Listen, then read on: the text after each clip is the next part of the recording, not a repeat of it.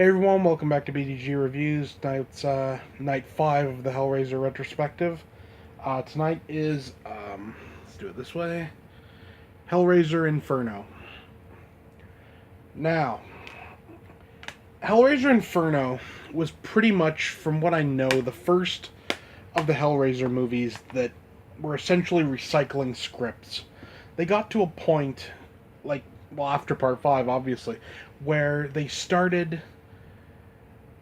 I get the idea there was someone at the production company, someone brought in a script, they thought it was kind of neat, and then they just said, well, we own the rights to Hellraiser.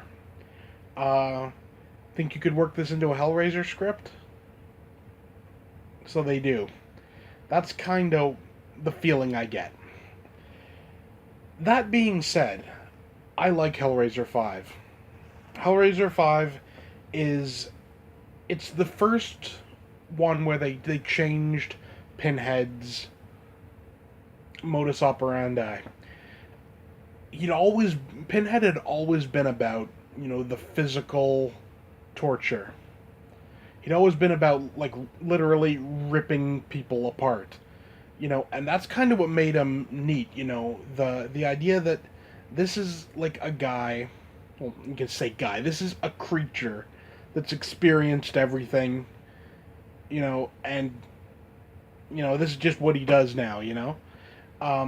They took it from that, and they took it more into, the punishing the guilty type thing, and the idea of, the tortures of the mind, if you will, more psychological type tortures. I liked it. I thought it worked.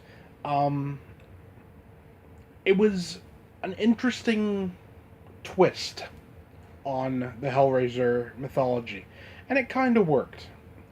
Now, did it work perfectly? No.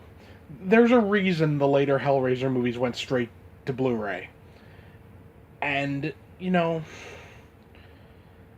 the acting wasn't great. Doug Bradley was great. Doug Bradley's always great. And the guy that played the cop, he was pretty good too. The guy from Nightbreed, I can't remember his name. He was good as well. I thought it was a really interesting premise, a really interesting execution. And I liked that they sort of, to a point, brought back the gore to what it should be. Not completely, but, they went more hardcore, if you will. Just a bit more gory and everything. I like that. As a rating, I give it an 8 out of 10. Same as Part 4, but honestly, I prefer it to Part 4, but it was the beginning of a downward spiral for the Hellraiser movies.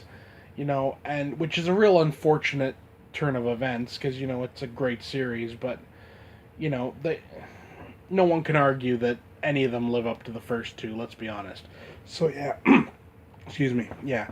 Hellraiser 5 Inferno, 8 out of 10. Good flick, just not really a Hellraiser movie, to be honest. That's it for now. See you next time.